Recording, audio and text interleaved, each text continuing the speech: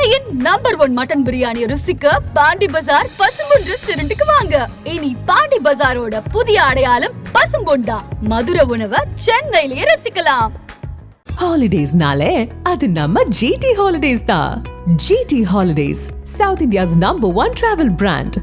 You know you are special when you're with GT Holidays. அசுரன்ல அந்த scene Dhanush sir கூட போனோட அப்போடா இந்த சீன் வந்துரும்டா அப்படின்ற மாதிரி தான் இருக்கும் ஒவ்வொரு சீனுமே. எனக்கு சார் படத்துல என்ன எப்பயுமே எது இருக்கு எது இருக்காதுன்னு எங்களுக்கு தெரியாது. கேரக்டர் என்ன எப்படி வரும் அப்படிலாம் தெரியாது. நீங்க 5 பேரும் காட்டுக்குள்ள போறீங்க, அதுக்கப்புறம் என்ன நடக்குதுன்றது அவர் அப்பப்போ என்ன தோணுதோ அப்படிதான் வச்சிருப்பாரு. சார் எடுக்கும் போதே சொல்லுவாரு, போர் அடிக்குதுடா அந்த சீன், சீக்கிரம் முடிங்க அப்படின்ற மாதிரி தான் இருக்கும் சாருக்கு. அவர் எடிட் பண்ணும் போதே கடைசி எடிட்லாம் வந்து ஃபேனா தான் எடிட் பண்ணுவார். ஒரு சினிமா பாக்குற ஃபேனா டக்கு டக்குன்னு தூக்கிட்டே இருப்பாரு. கடைசியெல்லாம் கிட்ட ஒரு 1 hour பேசினாலுமே உனக்கு இதெல்லாம் வரும், உனக்கு இதெல்லாம் தெரியும், உனக்கு இதெல்லாம் மைனஸ்ன்னு சொல்லி கிளியரா சொல்லுவார். அவர் ரியலாவே எங்களுக்கு வாத்தியார் மாதிரி தான் இருப்பாரு. முக்கிய நிகழ்வுகளை உடனுக்குடன் குறிஞ்சி தேவையில்லை தெரிஞ்சுக்கல ஆதன் சிலையை டவுன் பண்ணுங்க. டிஸ்கிரிப்ஷன் லிங்க் இருக்கு. ஆதன் சினிமா நேரில் அனைவருக்கும் ஒரு பெரிய வணக்கம் அண்ட் வெல்கம் டு ஷோ. விடுதலை பார்ட் 2 எல்லாருமே பயங்கரமா செலிப்ரேட் பண்ணிட்டு இருக்கோம். ஆனா இந்த மனுஷனை செலிப்ரேட்டே பண்ண மாட்டோம். ஏன்னா இவர் பார்க்கும் பொழுது ஒரு கட்டத்துல வந்து கோபம் வரும், இன்னொரு இடத்துல வந்து பரவாயில்லையே அப்படின்னு எமோஷனலா கனெக்ட் பண்ணுவாரு, இன்னொரு இடத்துல வந்து கடைசியா உங்களுக்கு எல்லாம் இப்படிதான்டா ரிசல்ட் அப்படின்ற மாதிரியும் தோணும். நிறைய எமோஷன்ஸை வந்து நம்மளோட கனெக்ட் பண்ணக்கூடிய பாலா நம்மளோட இருக்காங்க. வணக்கம். வணக்கம். எப்படி இருக்கீங்க? நல்லா இருக்கு. நீங்க நல்லா இருக்கீங்களா? சிறப்பா இருக்கும். தியேட்டர்ல நாங்க படம் பார்க்கும் பொழுது எல்லாமே கனெக்ட் பண்ணிட்டாங்க மக்கள். ஆனா உங்களை திட்டுறதா இருக்கட்டும், உங்களை கொண்டாடுறதா இருக்கட்டும், எப்படி இருந்தது தியேட்டர் ரெஸ்பான்ஸ் எப்படி இருந்தது? அங்கிருந்து நான் இதுக்கு முன்னாடியே என்ன ஜெய்பீம்ல கண்ணாப்பண்ணான்னு திட்டினால இப்ப கொஞ்சம் ஓகே தான் இருக்கு. ஓகே, இது ஒரு மாதிரி கிரே கேரக்டர் தானே. நம்ம இது வந்து கெட்டவன் அப்படின்னு சொல்லிட முடியாது. பட் எண்ட்ல அவரை சுட வேணாம், சுட்டாம இருந்திருக்கலாம் அப்படின்ற மாதிரி தான் மைண்ட் இருந்துச்சு. பட் அதுதான ரோல் நம்ம. ஓகே, ஏன்னா இப்ப படம் பார்த்துட்டாங்க, அதனால நிறைய விஷயங்கள் நம்ம பேசலாம்னு நினைக்கிறேன். ஓப்பனா அவரு உங்களை கூப்பிட்டு உரிமையா கூப்பிடுவாரு. பாலா இங்க வான்னு ஒரு இடத்துல கூப்பிடுவாரு வாத்தியாரு. அப்போ வந்து அதுதான்டா பாலாக்கு இப்போ புரிஞ்சிருக்கும் வாத்தியாருன்னா யாருன்றது. அவர் ஸ்டோரி சொல்றப்பே புரிஞ்சிருக்கும். அந்த சீன் வரும் பொழுது ஒரு அண்ணன் தம்பி பாசம் மாதிரி நாங்க கனெக்ட் பண்ணிக்கிட்டோம். அதுதான் நீங்க சொன்ன மாதிரி கடைசியா என்ன நீ தாண்டா டிரைவர்ன்ற மாதிரி அப்படி கனெக்ட் பண்ணிக்கிறாங்க. எப்படி இருந்தது? நீங்க எடுக்கும் பொழுது நினைச்சீங்களா இப்படிதான் நம்மள ரெஸ்பான்ஸ் இருக்க போது, இதுக்கு நம்ம தயாராயிக்கணும்? இல்ல, இந்த அளவு நினைக்கல. ஆனா என்னன்னா, சரி அவரையே சுடுறோன்னும் போது கட்டாவாம அது வந்துரும் அப்படின்ற ஒரே ஒரு மைண்ட் மட்டும் தான் இருந்துச்சு. உங்களுக்கு உங்க பிரச்சனைன்ற மாதிரி நான் அப்படிதான் யோசிச்சுட்டே இருப்பேன்.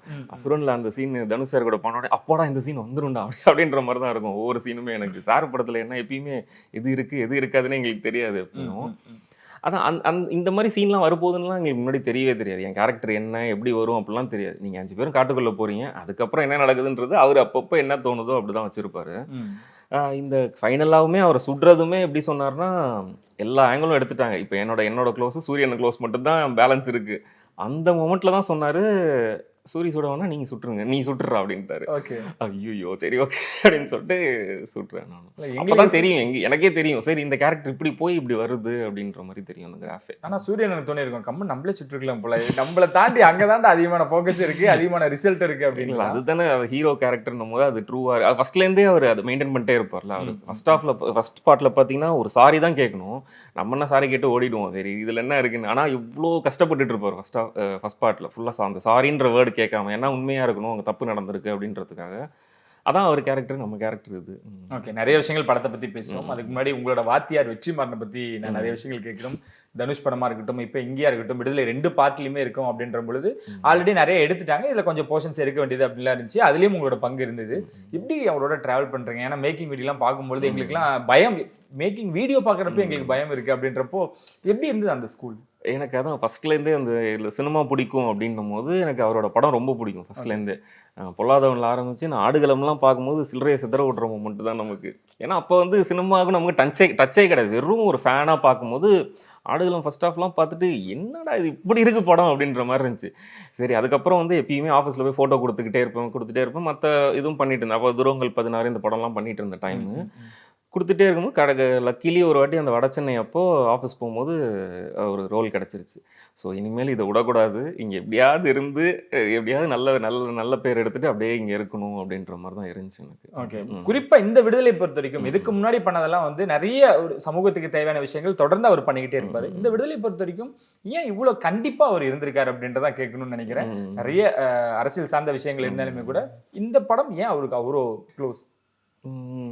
இதோட அது எப்படி சொல்றது, அந்த கிராஃபே வந்து இந்த மாதிரி கருத்து சொல்லலாம் அப்படின்ற மாதிரி இருக்குல்ல. இப்போ நம்ம ஸ்ட்ரைட்டா அசுரனோ ஒரு ஒரு படத்துல வந்து ஒரு அளவு தான் சொல்ல முடியும் அங்க. ஏன்னா அது அது ஒரு ஒரு சமூகத்தை பத்தி மட்டும்தான் இருக்கு. இங்க வந்து ஆல்மோஸ்ட் ஒரு 3 ஜென்ரேஷனை காட்டுறாங்க. கென் ஜென்ரேஷன், சேதுனா ஜென்ரேஷன், இந்த ஜென்ரேஷன்.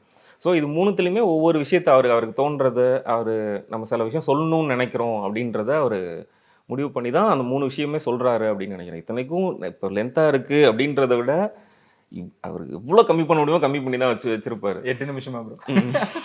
அதுவுமே அவர் வெளியே வந்து இப்ப நமக்கெல்லாம் போர் அடிக்கும்ல, சார் எடுக்கும் போதே சொல்லுவாரு, போர் அடிக்குதுடா அந்த சீன், சீக்கிரம் முடிங்க அப்படின்ற மாதிரி தான் இருக்கும் சாருக்கு. வெற்றிமாறன் சார். ஓகே. அவர் எடிட் பண்ணும் போதே கடைசி எடிட்லாம் வந்து ஒரு ஃபேனா தான் எடிட் பண்ணுவார். ஒரு சினிமா பார்க்குற ஃபேனா தான் டக்கு டக்குன்னு தூக்கிட்டே இருப்பாரு கடைசியெல்லாம். ஓகே. அதனால வந்து இவ்வளோ கட் பண்ணி வச்சிருக்காருன்னா ஒரு பெரிய விஷயத்த சொல்லணும்னு நினைக்கிறாரு அப்படின்ற மாதிரி தான் இருக்கு எனக்கு.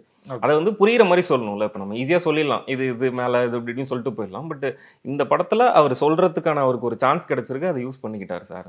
அது மேல அந்த விமர்சனமா இருக்கட்டும், இல்ல வந்து அந்த மீமா இருக்கட்டும், எல்லாருமே சொல்றாங்க ஃபர்ஸ்ட் ஹாஃப் போயிட்டு இருக்கோம், இருங்க செகண்ட் ஹாஃப் நான் எடிட் பண்ணி தரேன் அப்படின்ற அது ஏன் அப்படின்னு நம்ம அங்க இருக்கும் பொழுது தான் நம்மளுக்கு தெரியும் இதுக்காக தான் அவர் உழைக்கிறாரு, இப்படி இருக்கணும்னு அவர் எதிர்பார்க்கிறாரு அப்படின்ற விஷயம். இவங்க டக்குன்னு ஒரு மீம்லயோ நிறைய விமர்சனம் வச்சுட்டு போயிடலாம். சோ ஏன் அவ்வளவு தூரம் அவர் மெனக்கெட்டுறாரு அப்படின்ற விஷயம் இருக்கு. இல்ல அதான் இப்போ என்னன்னா மீம் வந்து எல்லாரும் பத்தி எல்லாரும் நெகட்டிவா சொல்றது அதெல்லாம் ஓகே தான். அவர் அதான் எப்படின்னா இப்போ நீங்க இப்போ ரிலீஸ் பண்ணாம இன்னொரு 1 மாசம் கொடுத்தாலும் அவர் இன்னும் எடிட் பண்ணிட்டு இருப்பாரு, இன்னும் ஷூட் பண்ணுவார். அது எப்படி பெட்டர் ஆகலாம், எப்படி பெட்டர் ஆகலாம், எப்படி பெட்டர் ஆகலாம் தான் யோசிச்சுட்டே இருப்பார். இன்னொரு கதை கொண்டு வரணும். இப்போ எனக்கெல்லாம் பார்த்தீங்கன்னா நான் ஒரு முன்னாடி இந்த ஃபெஸ்டிவல் வெர்ஷன்லேயே டப்பிங் பேசி முடிச்சிட்டேன். ஆனால் திரும்பியும் இதில் வந்து இன்னும் கொஞ்சம் கதையை எங்கெங்க ஆட் பண்ணி இன்னொரு டைலாக் இதை இன்னும் பெட்டராக பண்ணலாம் இது இப்படின்னு சொல்லிட்டு இந்த 20 நாளும் நாங்கள் டப்பிங் தான் பண்ணிட்டு இருந்தோம் நாங்கள். ஓகே. ஸோ அதனால பெட்டர்மெண்ட்டை நோக்கி போயிட்டே இருக்கிறனால அவருக்கு அந்த கடைசி நாள் வரைக்கும் தேவைப்படும். இந்த வாத்தியார் பர்டிகுலராக நான் என்ன கேட்கணும்னா 180 நாள் நீங்கள் எனக்குலாம் பொறாமையாக இருக்குது. இந்த மனுஷன் கூட ஒரு நாள் அவரோட ட்ராவல் பண்ணணும்னு எனக்குலாம் அவ்வளோ ஆசையாக இருக்குது. 180 நாள் அப்படின்றப்போ அது லைஃப்பில் மறக்கவே முடியாத நாட்களாக தான் இருக்கும். ஆனால் அந்த 180 நாட்களும் என்னைக்கா ஒரு நாள் ஷூட்லாம் வேண்டாம் ஒரு மாதிரி இருக்கு அப்படின்னு என்னைக்காவது தன்னோட நம்ம வேலை செய்யறதுக்கு உண்மையா இல்லாமையோ இல்லை வந்து இன்னைக்கு ஒரு நாள் லீவ் விடுவோம் ஒரு மாதிரி ஜாலியாக இருப்போம் அப்படின்னு என்னைக்காவது இருந்திருக்கு. அது கண்டிப்பாக தோணதான் செய்யும். ஒரு ஹியூமன் பீயிங்காக அது தோணதான் செய்யும் நமக்கு. அதுவும் எனக்கு என்னென்னா இப்போ சென்னையில் ஷூட் பண்ணலாம் அப்படி இருக்காது. நமக்கு நார்மலாக ஒரு டெரெயினில் ஷூட் பண்ணும்போது அங்கே வந்து ரொம்ப ஒரு மாதிரி டயரிங்கான டெரெயின் இது. நம்ம அந்த இடத்துக்கு ட்ராவல் பண்ணுறதுக்கு 1 hour ஆகும். அங்கேருந்து மேலே போகிறதுக்கு இன்னொரு 1 hour ஆகும். அது ஃபுல்லுமே இந்த ஜீப் ஜேர்னி தான். ஃபுல்லாக கல் இருக்கும், ஆடிட்டே போகிற மாதிரி தான் இருக்கும்.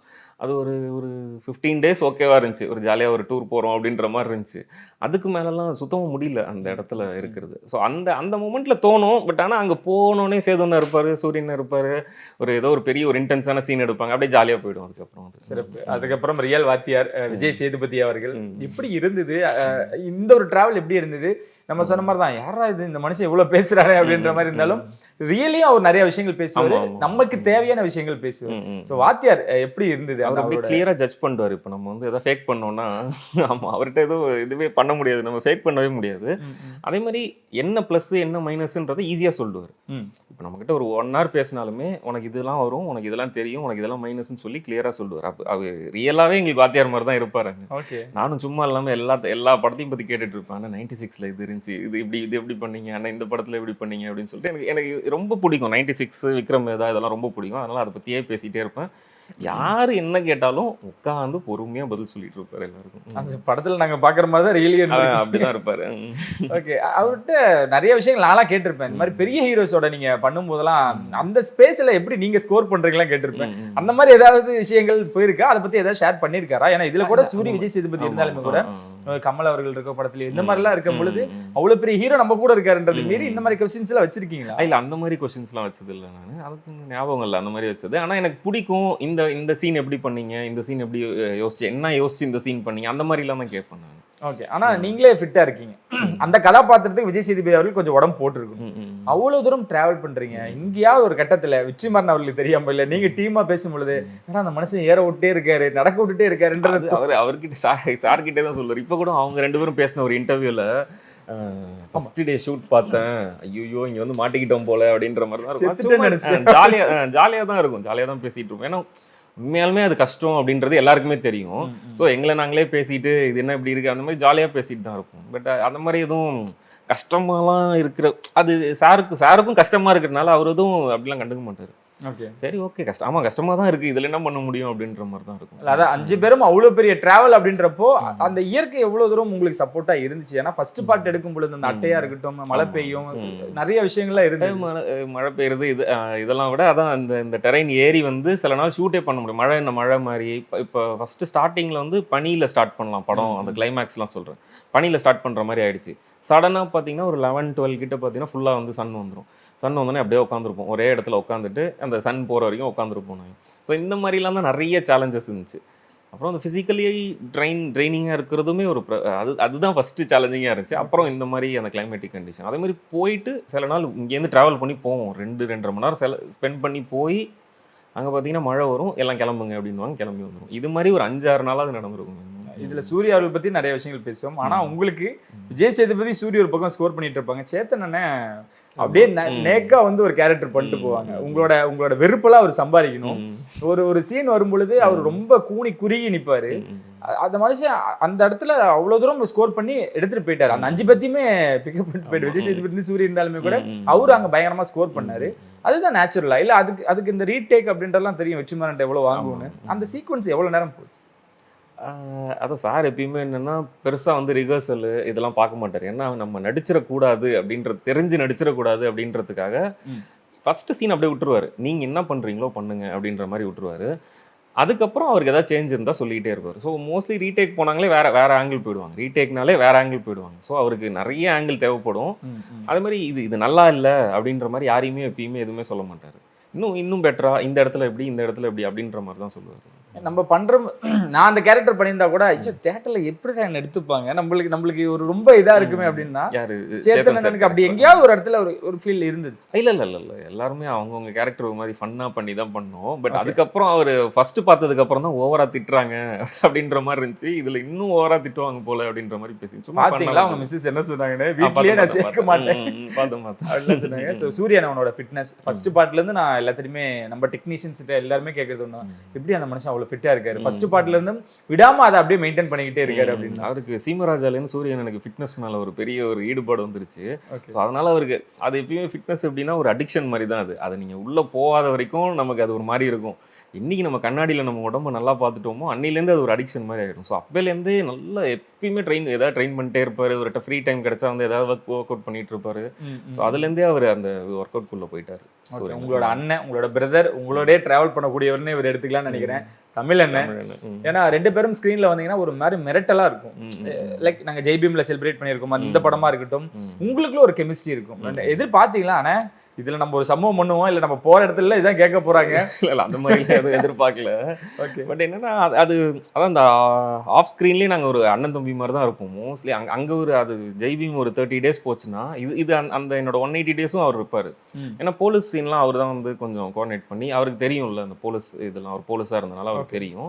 ஸோ அதனால ஃபுல்லுமே ஒரு ஏடி மாதிரி தான் ஒர்க் பண்ணார், ஒரு அசோசியேட் டைரக்டர் மாதிரி சார் கூடவே தான் இருந்து ஒர்க் பண்ணிட்டு இருந்தாரு. ஸோ இந்த 180 days ப்ளஸ் அந்த ஒரு 30 daysனா ஆல்மோஸ்ட் இவ்வளோ நாள் ஷூட்டிங்கில் இருந்திருக்கும், எவ்வளோ கேப் இருந்திருக்கும். ஸோ ஒரு அண்ணன் தம்பி மாதிரி தான் இருப்போம் ஆஃப் ஸ்க்ரீனில் நானும் தமிழனும். பட் இப்படி கடைசியில் இவ்வளோ பெரிய சம்பவம் பண்ண போகிறோம் அப்படின்றது எங்களுக்கு தெரியாது. அவரோட கெட்டப் பார்த்தோன்னே ஆனால் எங்களுக்கு ஒரு மாதிரி ஆயிடுச்சு. அது வரைக்கும் மீசை இல்லாமல் தமிழன் நாங்கள் பார்த்ததே இல்லை.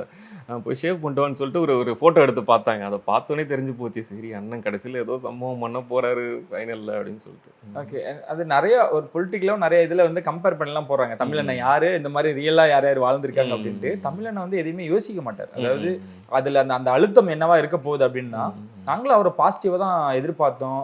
நிறைய விஷயங்கள் அப்படிதான் போயிட்டு இருந்துச்சு. திடீர்னு அப்படியே ஒரு சேஞ்ச் அவர் கொடுக்கும் பொழுது, அதுதான் நீங்களே அது ரியாக்ஷன்லாம் பார்க்கும்பொழுது உங்களுக்கே அப்படி இருக்கும், என்னடா இப்படி அப்படின்ற மாதிரி. ஸோ நினைச்சிங்களா தமிழன் அவர சீன்லாம் கண்டிப்பா திட்டுவாங்க, நீங்க நம்ம சின்ன சின்ன விஷயம் எங்களுக்கு வரும்போதே அவர் தான் கடைசியில் வில்லனா வராரு அப்படின்ற மாதிரி தான் சொல்லி வந்தோம் நாங்கள். சார் சொல்லும் போதே இல்லை கடைசியில் தமிழை வச்சு முடிக்கிற மாதிரி தான் இருக்கேன் அப்படின்னு சொல்லி முன்னாடி சொல்லியிருந்தாரு. ஸோ எனக்கு அப்படி இல்லை பெருசா. ஆனால் அவரோட கெட்டப் பார்க்கும்போது பயமா இருந்துச்சு, என்ன இப்படி இருக்காரு ஆளு அப்படின்னு. நமக்குலாம் தாடி வச்சு மீசெல்லாம் வச்சாதான் கொஞ்சம் இதாக இருப்போம் நம்ம. அவர் எதுவுமே இல்லைனாலுமே அவர்கிட்ட ஒரு பவர் இருக்கும் அவர் மூஞ்சில. ஓகே, அதுதான் அங்கே நடந்திருக்கோம். ஏன்னா கடைசியா டேய் சுர்ரா பாலா அப்படின்றப்போ எனக்கு அதுவும் தோணும். இன்னொன்று வந்து நாங்கள் அந்த ஃபர்ஸ்ட் பார்ட்ல பார்த்தீங்கன்னா நானும் அவரும் ரொம்ப க்ளோஸாக இருப்போம் அந்த கேம்ப்ல. சரி அவர் சொல்றாரே சுடலாம் அப்படின்ற மாதிரி அவன் அதை பண்ணானா, இல்லை வந்து இவனும் ஒரு கிரேவா அப்படின்றதே எனக்கு தெரியல. எனக்கு அந்த கேரக்டரை பற்றி யோசிச்சேன்னா ஒருவேளை இவர் சொன்னனால தான் பண்ணியிருப்பானோ அப்படின்ற மாதிரியே எனக்கு தோணும் அந்த கேரக்டர். எனக்கு அவர் வில்லனாவே காமிச்சிருந்தா கூட என்ன வில்லன் தான், அதுல எந்த ஒரு மாற்றமும் இல்ல. ஜீப்ல வரும்போது பாட்டு பாடிட்டு வருவாரு. எனக்கு சிரிப்பு தாங்க முடியல. ஓகே. இல்ல ஷூட் பண்ணும் போதே சிரிப்பு வந்துருச்சு. இப்ப அன்னைக்கு தியேட்டர்ல பாக்குறேன், எல்லாரும் சீரியஸா இருக்காங்க அந்த மொமெண்ட்ல. எனக்கு நமக்கு அவரை தெரியும்ன்றனால அவர் பாட்டு பாடும்போது சரியான சிரிப்பு எனக்கு.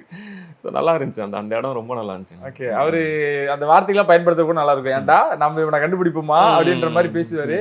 அப்ப கூட பாலா இதா பண்ண மாட்டாரா? எங்களுக்கு அதெல்லாம் தோணுச்சு. சூரி பண்ணதை பாலா பண்ணியிருந்தாருன்னா எப்படி இருந்திருக்கும்? இல்ல சூரியும் பாலாவும் சேர்ந்து பண்ணியிருந்தாங்கன்னா, அதாவது குமரேசனும் பாலாவும் பண்ணியிருந்தாங்கன்னா நாங்க இன்னும் செலிப்ரேட் பண்ணிருப்போம். அது உங்களுக்கு இருந்ததா? லைக் உங்களுக்கு அங்க ஷூட்ல எனக்கு எதுவுமே தெரியாது. ஏன்னா சார் எங்க போனாலும் வெற்றி மறந்தாரு. இல்ல இங்க ஒரு சீன் எடுப்பாரா, எங்களுக்கு ஒரு ஐடியாவே இருக்காது. ஆனா அந்த மொமெண்ட் மட்டும் சொல்லிடுவாரு, இப்படி இருக்கணும், இதுக்கு முன்னாடி இது நடந்துச்சு, இது இங்க நடந்துச்சுன்னு. படம் பார்த்துட்டு வந்தோன்னே எனக்கு என்ன தோணுச்சு, இப்போ வாத்தியாரை பத்தி நாங்க 3 பேருமே தெரிஞ்சிட்டோம். அந்த சத்யா, நானே, இவரு, இந்த 3 பேருமே இறங்கியிருக்கலாம் அப்படின்ற மாதிரி எனக்கு தோணுச்சு. அந்த அதான் தியேட்டர்ல பார்க்கும்போது உங்களுக்கு தியேட்டர்ல பார்க்கும்போது எனக்கு தோணுச்சு, ஒரு இப்படி, அதாவது நமக்கு தெரியும், நமக்கு தோணும்ல, இப்படி நடந்திருக்கலாம். ஒருவேளை என்னோட கேரக்டர் அங்க இருக்குனால சரி ஓகே இப்படி போயிருந்திருக்கலாமோ நல்ல வழியில அப்படின்ற மாதிரி இருந்துச்சு எனக்கு. இல்ல மக்கள்கிட்ட வெற்றிமாறன் விட்டுட்டாரு. நீங்க அவர் குமரேசன் நீங்க எப்படி வேணாலும் எடுத்துக்கலாம் அப்படின்னு விட்டாரு. எங்களோட பார்வைக்கு நாங்க அதை பார்க்காம விட்டுருக்கலாம். நிறைய டெலிட்டட் சீன் கண்டிப்பா வரும், இல்லாமலாம் இல்ல. கடைசியா அவரு தான் வாத்தியார். எனக்கு தெரியல. இல்ல 3 வர வாய்ப்புகள் இருக்கா? அப்படி வந்தா அப்படிதான் கண்டிப்பா 3 கண்டிப்பா வராது. ஆனா வந்த வரைக்கும் அவர் நிறைய 2 வர வேண்டியது இருக்கு நமக்கு. இன்னும் வாடிவாசல் வரணும், எதுக்கு வாடிவாசல் ஃபர்ஸ்டே வரணும். இருந்தாலும் நாங்க பார்க்கும் பொழுது சூரி தான் அடுத்த வாத்தியார் அப்படின்னு தான் நம்மளால எடுத்துக்க முடியுது. இல்ல அப்படிதான் அந்த கடைசியா அவர் சொல்லிட்டு போறது அதான், கஷ்டப்படுறவங்களுக்கு நான் ஏதோ ஒரு உதவி பண்ணிட்டு இருப்பேன் அப்படின்னு சொல்லி, அதுதான் வாத்தியாரோட வெர்ஷன். ஓகே. இதுல ஃபர்ஸ்ட் ஹாப்ல அந்த கென்கர்னாஸ் போர்ஷன்லாம் நீங்க பார்த்திருப்பீங்க. அதுல இல்லையோன்னு ஒரு வருத்தம் இருந்திருக்கு அந்த இதுல. அதுவுமே ரொம்ப இன்ட்ரெஸ்டிங்கா இருந்துச்சு. அது ஆனா நான் முன்னாடி சார் பர்த்டேக்கு ஒரு வாட்டி போகும்போது எடிட் பண்ணிட்டு இருந்தாரு. அப்போ உட்காந்து சைட்ல உட்காந்து பார்த்துட்டு இருந்தேன். செம்மையா இருந்துச்சு அந்த போர்ஷன். அது ரா ஃபுட்டேஜே செம்மையா பண்ணியிருந்தாங்க அந்த போர்ஷன். அவரோட மைண்ட் செட் என்னவா இருக்கு? இவ்வளோ நாள் இவ்வளோ பேர் கூட டிராவல் பண்ணிட்டீங்க. ஏன்னா வெற்றிமாறன் அவர்கள் இப்போ ப்ரெஸ் மீட் எல்லாம் பேசும்பொழுது கூட அந்த கதைக்கு உண்டானது மட்டும் தான் பேசுவார். அவுட் ஆஃப் த டாபிக் போகவே மாட்டார்.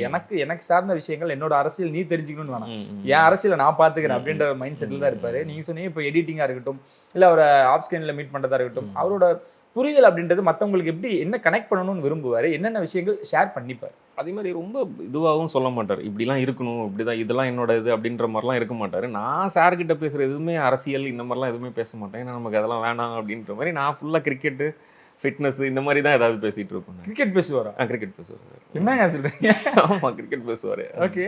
அவர் எப்பயுமே நிறைய எக்ஸாம்பிள் சொல்லுவார். நம்மளோட சினிமா வந்து டிராவிட் மாதிரி கிடையாது, ஷேவாக் மாதிரி ஃபுட் ஒர்க்லாம் எதுவும் கிடையாது, ஆனால் நம்ம வந்து அடிச்சிருவோம் அப்படின்ற மாதிரி நிறைய எக்ஸாம்பிள்லாம் சொல்லுவோம். கிரிக்கெட் பார்ப்பாரு சார் நிறைய. சூப்பர். இல்லை எனக்கு புதுசாக இருக்கு. அந்த அரசியல் விஷயங்களை எப்படி புரிய வைப்பார்? ஏன்னா விஜய் சேதுபதியும் வெற்றிமாறனும் சேர்ந்தாங்கன்னா அவங்க 2 பேருக்குள்ள ஒரு அரசியல் புரிதல் ஒன்று இருக்கும். அது ஸ்க்ரீன்லேயே இருக்கட்டும், ஆஃப் ஸ்க்ரீன்லேயே இருக்கட்டும், அழகா இருக்கும். ஆனால் சுற்றி இருக்கவங்க என்ன லேர்ன் பண்ணிக்கலாம். இவங்க 2 பேரும் சேர்ந்தா சினிமாவை சார்ந்த விஷயங்களும் பேசிப்பாங்க, சமூகத்துக்கு தேவையான விஷயங்களும் இருக்கும்ல. அதை நீங்கள் தூரத்துல இருந்து பார்க்குறப்பையும் சரி அப்சர்வ் பண்ணி இந்த டயலாக்லாம் இப்போ எல்லாருக்கும் புதுசாக இருக்கிற மாதிரி எங்களுக்குமே இது அங்கே ஷூட்லேயே எங்களுக்கு எல்லாமே ரொம்ப புதுசாக இருந்துச்சு. இப்படிலாம் நடந்திருக்கா, இப்படிலாம் இருக்குதா அப்படின்னும் போது சார் வந்து சேது எக்ஸ்பிளைன் பண்ணிட்டு இருப்போம். அதை கேட்கும் போது எங்களுக்கு லேர்னிங்காக தான் இருக்கும். எங்கள் கற்பனைக்கு அப்பாற்பட்டு தான் இருக்கும் அதெல்லாம். நாங்களே வந்து இன்னும் 2 வாட்டி அதை கேட்டால் தான் எங்களுக்கு மைண்டில் தோணும், மைண்டில் எடுத்துக்குவோம். சரி ஓகே இப்படிலாம் நடந்திருக்கு அப்படின்ற மாதிரி இருக்கும். அந்த ஃபாரஸ்ட்ல எடுக்கும்போது, அந்த காட்டுக்குள்ள எடுக்கும்போதெல்லாம் அந்த கவுண்டருக்குலாம் பயங்கர கிளாப்ஸ் இருந்துச்சு. அதையுமே டைமிங்ல அதெல்லாம் எப்படி இன்செர்ட் பண்ணாரு வெற்றிமாறன் அவர்கள்? அதுதான் ஃபர்ஸ்ட் எடுத்தோன்னே ஒரு ஸ்டேஜிங் பண்ணுவார். அந்த ஸ்டேஜிங் ரொம்ப இன்ட்ரெஸ்டாக இருக்கும் அவர் பண்ணும்போது. ஃபர்ஸ்ட் எடுத்தோன்னே இதெல்லாம் நீங்களாம் இங்கே நில்லுங்க, இது செல்லுங்க அப்படின்னும் போது சொல்லும் போது அந்த எடுத்தோடனே ஆனால் வந்து இதெல்லாம் பண்ணிடுவோம் அப்படின்ற மாதிரி இருக்காது சீன் எப்பயுமே.